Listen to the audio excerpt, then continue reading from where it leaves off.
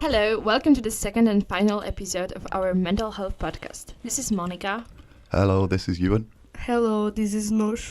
Today we would like to focus more on specific disorders that affect either us, someone from our families, or our friends. At the beginning, we would like to emphasize that we are not specialists in this field, and what we say are our own personal opinions. So if you are or know someone who has encountered a similar situation, please contact your doctor or just talk about it to your parents or anyone who is close to you. We are sure they are all willing to listen and want the best for you, so please don't be afraid to ask for help. I think we all know that we don't live in a peaceful world. There are wars in many places, even in Europe. And one of the consequences of the war is post-traumatic stress disorder, in short PTSD, that many survivors develop. So, do any of you have any idea what post-traumatic stress disorder is? Yes, I have heard of it before. I think it's like a reaction, a kind of anxious stress reaction to some sort of traumatic event. Yeah, that's absolutely correct. Post-traumatic stress disorder is a mental health condition that is triggered by a terrifying event, either experiencing it or witnessing it. For example, a war, or when your life is directly threatened, when you're witnessing the murder of someone or experiencing sexual violence or such things. So, what do you think are the most common signs that someone has a PTSD? I think most common signs flashback. Yeah. Immediately after the traumatic event, it is very normal for people to develop a marked anxiety and fear, avoiding the places where the event took place or thinking about it. Also, having nightmares and flashbacks is very common. And such symptoms often occur within a period of 3 months after experiencing the traumatic event. This is known as acute stress. If after 3 months this continue, then we can call it post-traumatic stress disorder. So, another question to you guys. Do you think that everyone who have experienced trauma develop PTSD? I would say no. I would say it depends on a lot of different things. Yeah, it really depends on how often they were exposed to this traumatic event, but it also depends on the person's own coping skills, if that person has people supporting them, such as family and friends, and of course it depends on their own ability to ask for help. The situation is a bit different when it comes to sexual violence victims. So, in your opinion, how many percent of people who have experienced sexual violence can develop PTSD? I'm gonna give you 3 options to choose from: 15%, 30%, or 50%. I would say the highest one, 50, because it's such a traumatic event. Then yeah, I would say 50. What about you? No. Yes, in my opinion, sexual violence is different. 50%, I think. Yeah, among persons who experience sexual violence, around 50% of them can develop PTSD, often associated with depression and anxiety. And if we talk about victims of sexual violence, in contrast to all other experiences that can be traumatic, here the PTSD is accompanied by a sense of shame. This shame makes you avoid public gatherings, meeting new people. You start to close yourself off, and if that happened to you and you're in this place right now, let me tell you that I was there too. It took me 1.5 years to even tell my closest friend about what happened to me. During this time, I would just avoid talking in general. I felt like no one would ever understand me and my feelings. At some point, I started romanticizing the night of my sexual assault, so I would stop having nightmares. Then I decided to look for other methods of helping myself, like alcohol. But you need to remember that getting drunk is not a solution.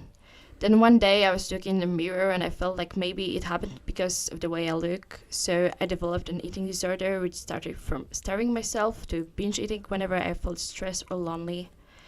When I think of that now, I'm just sad that I didn't go to a doctor, because now I can see that I really needed help in that moment. Well, yeah, firstly, I just want to say thank you for sharing that with us. It's very, very brave for you to be so open. And yeah, if any of our listeners have gone through anything similar, then definitely try and reach out to somebody that you trust.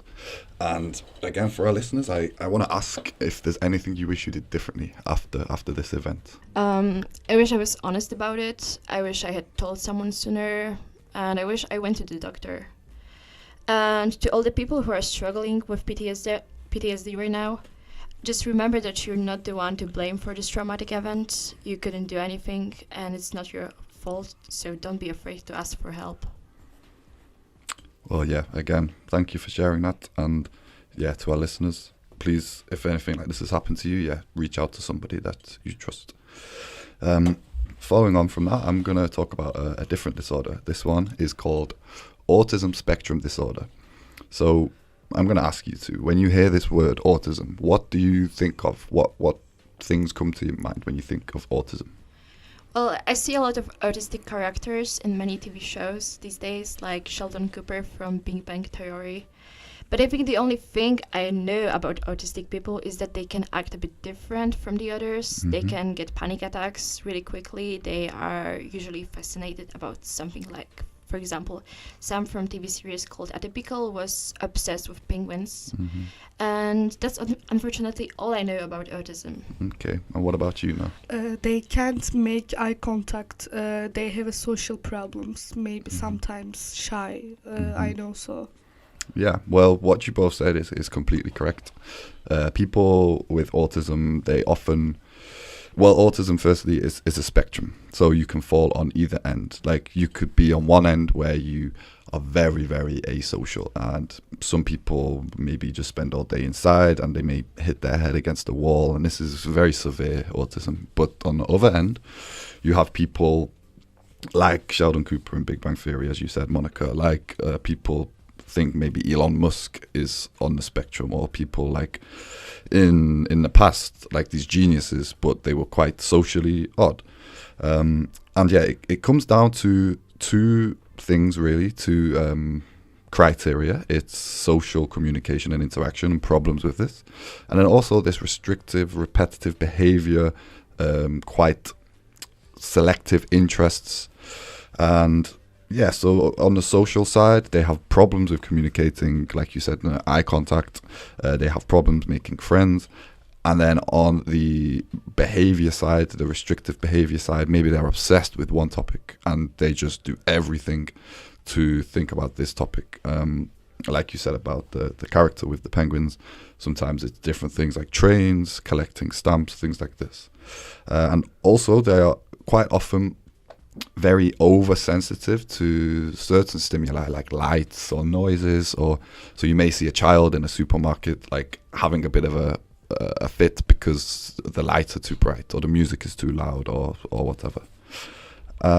So I hope I've told you a bit more about that there, and now I'm going to give you a little quiz about autism to try and dispel some of the myths that I think are commonly held by people, and yeah, hopefully you're going to learn a little bit more. So my first question on this quiz is, autism spectrum disorder is a mental health disorder. True or false? I think it's true. I think false, because autism spectrum genetic problems, biological problems. Correct, no, very right. So it's not a mental health disorder, it's actually called a developmental disorder. And developmental disorders are different because they're kind of lifelong. Somebody with a mental health disorder, maybe depression or anxiety, it's not with them forever. It can come and it can go. But developmental disorders are, yeah, they're with you for life. So that's one of the big differences. But like mental health disorders are quite common with people with autism. They are much more likely than the general population to suffer with things like anxiety, social anxiety, OCD, depression. So there is a link there, but it's not actually a mental health disorder. Okay, my next question. Autism is more commonly diagnosed in boys than girls. True or false? In my opinion, it's true, because whenever I watch TV series with autistic characters, they are usually men. Okay. I think false, because doesn't matter gender. Okay, this time you're correct, Monika. Autism is actually 4 times more diagnosed in boys than girls.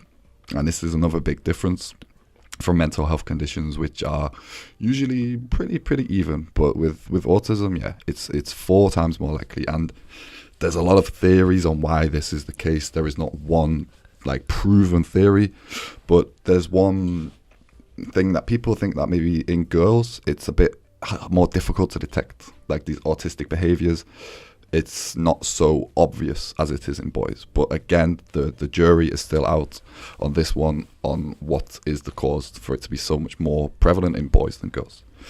Okay, question number 3. Autism can be caused by emotional neglect and trauma. True or false? False, I think. Yeah, I think it's false because it's genetic. Okay, very good. That one is false. In the past, like many people thought that, yeah, maybe trauma, maybe bad parenting, things like this could cause autism. But then, funnily enough, there's actually a study from Romania, of all places, from a professor, Michael Rutter. He was monitoring Romanian orphans who were taken from an orphanage where the people who were supervising them really thought that they had autism because of the way they behaved. They were very, very socially aloof, like not really communicating with other children. They would just stay in their rooms all day, maybe hit their head against the wall, maybe like tap on the table. So people thought, okay, maybe they're on the spectrum. But then when they were taken to the UK and raised in a different environment and loving, like caring environment, those behaviors, they disappeared over time, which is again really, really strong evidence for this theory that it is biological. It's there from birth, or well, yeah, from early age, and it's not down to these social factors. Okay, and we have got 2 more questions for you. So, next one. Difficulty understanding other people's thoughts, intentions, and points of view. Is this a trait of autistic people? I think it is. Mm-hmm. Yes, true. Yeah. So yeah, that one is definitely true. People with autism, they really struggle to gauge on other people's thoughts. Like, it's a thing called theory of mind, and it's basically the idea that what the person with autism is thinking, the other person is thinking this as well. So they might be talking to you about like trains for 5 hours, okay? And you're showing no interest, you look so bored, but they keep talking because they are really interested in it, so they think you must be really interested in it. They don't have this idea that other people are thinking differently to them. So yeah, they really do struggle with kind of understanding other people, and I think this is one of the main reasons why they struggle with relationships and with forming friendships. Okay, and my last question for you is, autism runs in families. True or false? Yeah, like you said before, it's a biological and genetic problem, so it seems like it runs in families. Yes, I agree. You agree? Yeah, that one again is definitely true. So because it's biological, because it is genetic, it's very, very common to find like different generations of families with autistic people in each generation. So like, for example, in my family, my grandfather, back in those days, there was not as good a diagnostic tools as we have now. But we now look back and think he was most likely on the spectrum. He was very intelligent. He was a professor at university.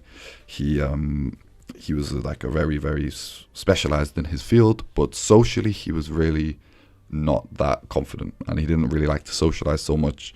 He was obsessed with animals, with his work, with classical music, but not with people. And so we think, yeah, that was most likely Asperger's. And then we look down each generation of my family, like my auntie, my brother, my nephews, there is one person with autism. So yeah, that's a strong indicator that autism runs in families. And that's all from me, really, I think. I hope this has taught you a bit more about autism. I hope it's got rid of any myths that you may have thought. And yeah, if any of these kind of traits, behaviors, if you think you notice it in yourself, in a friend, in a loved one, just, yeah, there's a lot of resources online. We're going to give some information on our website. But please, as we say, we are not specialists, so go and see a professional. And yeah, now I will hand you over to Nur. Today I want to talk about bipolar disorder. I wonder, what do you think bipolar disorder, Monika? When I first think about it, it's just like when the person who changes his mind a lot, like doing one thing in 1 second and like be completely different in like few minutes later. Yeah. Bipolar disorder is a mental health condition that causes extreme mood swings that include emotional hikes, mania or hypomania, and loss mode, depression mode. When you become depressed, you may feel sad or hopeless and lose interest or pleasure in most activities. Bipolar disorder can cause your mood to swing from an extreme high to an extreme low. Many symptoms can include increased energy, excitement, impulsive behavior, and agitation. Depressive symptoms can include lack of energy, feeling worthless, low self-esteem, and suicidal thoughts. Many people wonder if they are bipolar. Some people think bipolar disorder is simple. It's not such a simple thing. Sometimes I experience a lot of mood swings. I also ask myself what's going on right now. Have you ever thought, Monika? Yeah, I think so. I think everybody just search in Google about the signs, maybe I have mood swings, and the internet says, oh, you have a bipolar disorder, but we are not the doctors, so it's just not that simple to just be oh, I have bipolar disorder. I think it's just normal to have mood swings sometimes, but it's not really a mental health disorder if it's not said by a specialist. Even you? Yeah, I agree. I think it's important to really speak to somebody who knows what they're talking about. I think I've never thought I had bipolar. I studied psychology, so I kind of know quite a lot about it. But again, I've looked online, and I think the worst thing to do is to diagnose yourself off the internet. It's best to kind of speak to a professional. Yeah. Bipolar people sometimes can't even get out of bed. Sometimes they don't come home. My cousin diagnosed with bipolar. I want to talk about an incident with my cousins. He was hospitalized for bipolar disorder. He is mental hospital right now. I am giving this example because to show that Turkish people are very ignorant about psychological disorder. During the mania period, he repeatedly did things that hurt people.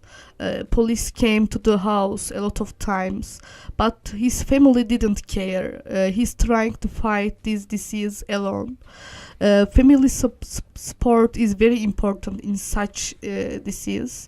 It is necessary to follow the medicine use, the course of the disease, and manic depressive episodes. I have a question. What do you think is the reason of bipolar disorder? Does this affect gender, economic level, genetic factors, and education level? What do you think? Yeah, I think all of those things could probably play a part, but yeah, I don't know the exact cause. Yeah, the exact cause of the disease is not known. The main reason is genetics. It means that there are relatives with the same disease in the family. Mm-hmm. Okay, thank you very much, and very, very interesting. And yeah, I learned some new things there, so I hope you did as well, Monika, and I hope our listeners did too. And another important thing I would just like to highlight is that when you're talking about these disorders and people who may be suffering with these things, it's best to say a person with autism. I even found myself having to correct myself a few times in this podcast, or a person with depression, just so instead of saying an autistic person, a depressed person, because that's putting a label on this person and kind of defining them by this disorder.